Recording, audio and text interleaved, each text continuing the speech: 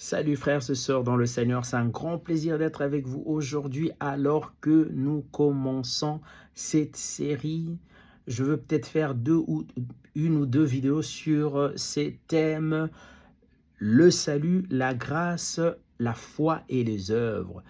Pourquoi j'ai choisi ça? Parce que j'ai choisi ces quatre éléments, parce que pour moi, je pense que ces quatre éléments constituent ce que moi j'appelle la fondation et le pilier qui maintiennent en place, qui maintiennent debout l'infrastructure de la vérité de la parole de Dieu, du message même de la Bible. Je répète, le salut, la grâce, la foi et les œuvres constituent ce que j'appelle la fondation et le pilier qui maintiennent debout, qui maintiennent en place l'infrastructure de la vérité, du message ou de la vision de l'évangile de la parole de Dieu.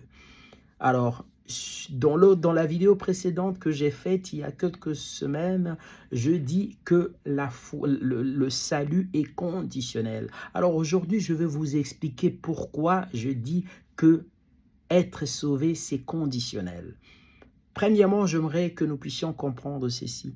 Dans le salut qu'on parle du salut en général, il y a deux compartiments. Je divise deux compartiments.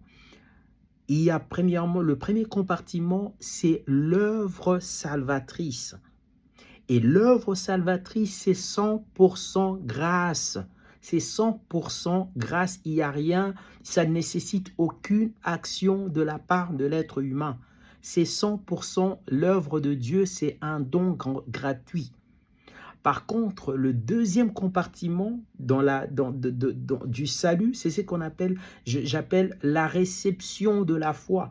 Et cette partie-là, elle est conditionnelle. L'homme doit agir, l'homme doit poser un acte pour vivre, pour recevoir et vivre le salut en question. Et comme la Bible nous dit, et je vais vous expliquer, la Bible nous dit que nous sommes, c'est par la grâce que vous avez été sauvés par le moyen de la foi. Cela ne vient pas de vous. C'est un don de Dieu. Effectivement, l'œuvre du salut, ça veut dire quoi? L'œuvre du salut, c'est l'œuvre que le Christ a accomplie. Dieu a envoyé son Fils unique Jésus-Christ dans le monde pour sauver les pécheurs. La Bible dit, car Dieu a tant aimé le monde qu'il a envoyé son Fils unique Jésus-Christ. Donc le Christ est venu, il est né dans ce monde, il est mort à la croix, il est monté à la croix, il a versé son sang et il est ressuscité d'entre les morts le troisième jour. Et il n'y a rien que tu aurais pu faire pour influencer cette œuvre-là. C'est 100% pure grâce. C'est 100% pure grâce. Personne ne devait jeûner pendant 40 ans. Personne ne devait aller à la montagne prier pendant des années. Non, personne ne l'a fait. C'est la grâce pure et simple. Il n'y a rien que tu aurais pu faire pour que le Christ vienne mourir à la croix à ta place. Donc l'œuvre, c'est pour dire l'œuvre salvatrice, c'est 100% la grâce de Dieu. Et maintenant, je veux vous expliquer la grâce, c'est quoi? La grâce, je la définis comme telle.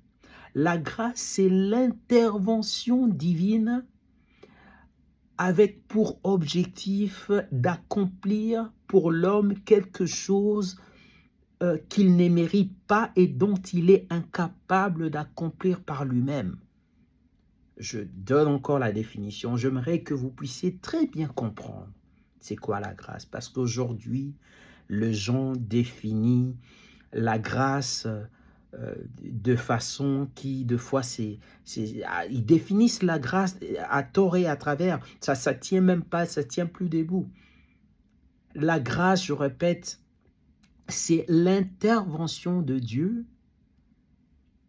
dans la vie d'un homme, dans ta vie, pour accomplir quelque chose que tu ne mérites pas et dont tu n'as pas la capacité, tu n'as pas le pouvoir d'accomplir de toi-même.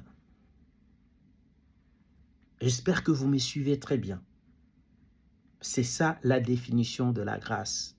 Et je veux vous donner un exemple ici. Israël en Égypte, Dieu les a délivrés. Ils étaient spirituellement désagréables devant Dieu. Ils n'étaient pas spirituellement agréables. Mais Dieu a envoyé Moïse pour les libérer d'Israël, de l'Égypte. Il les a sortis d'Israël à main forte et à bras étendus. Et ils n'avaient pas eux-mêmes le pouvoir, la capacité de se délivrer. Ils n'avaient pas une armée assez puissante pour se délivrer eux-mêmes de l'Égypte.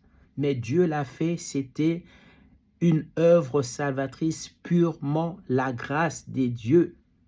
La grâce des dieux. Et ici, j'aimerais dire une chose, mon frère, ma sœur. Il y a des choses dans ta vie qui nécessitent ton œuvre. Dieu ne le fera jamais pour toi. Parce que tu as le pouvoir de le faire, tu as la capacité de le faire. Sa grâce est là. Par exemple, si tu rencontres une femme, tu es célibataire, un homme célibataire, tu rencontres une femme et tu veux l'épouser. Dieu n'ira jamais faire la cour à cette femme-là pour toi, jamais. Si tu attends que Dieu aille draguer une femme pour toi, cela ne se produira jamais. Tu rencontres une femme, tu vas, tu lui parles, tu lui montres que tu es quelqu'un de bien, que tu aimes Dieu, tu crains Dieu, que tu prendras soin d'elle. Dieu ne les fera jamais pour toi. Jamais. Alors, la grâce de Dieu, il faut bien la comprendre. C'est l'action de Dieu dans ta vie pour accomplir quelque chose que tu ne mérites pas et dont tu n'as pas le pouvoir de faire. Nous allons continuer prochainement. Que Dieu vous bénisse et restez bien chez vous. S'il vous plaît, ne manquez pas la prochaine vidéo. Amen.